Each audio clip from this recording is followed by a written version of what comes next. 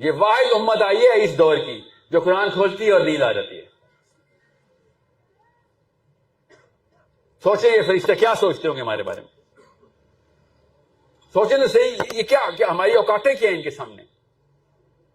اور پاکستان میں پھر ہم اپنے آپ کو اشرف المخلوقات ہی بولتے ہیں. یہ لوور مخلوق ہے, ہم ہائر مخلوق ہیں, اور یہ دونوں ایک دوسرے کو دیکھ کے کہتے ہوں گے یہ ہائر مخلوق ہے. تجھے قرآن کھولا اور تجھے اونگ رہا ہے تو ساتھ.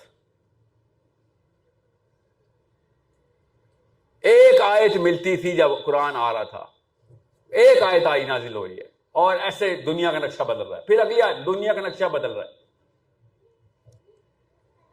ایک ایک آیت کر کے دنیا کا نقشہ بدلا ہے. آپ سوچیں تو صحیح, ابھی میں آپ سے کہوں اس نظام کو بدلنا ہے, بدل سکتے ہیں. 3 کروڑ کراچی کے بدل, 10 20 30 50 سال کا وقت لگے گا, اگلی نسلوں تک محنت جائے گی, تب کہیں جا کے کام شروع ہوگا. اب آپ کو پتہ چلے گا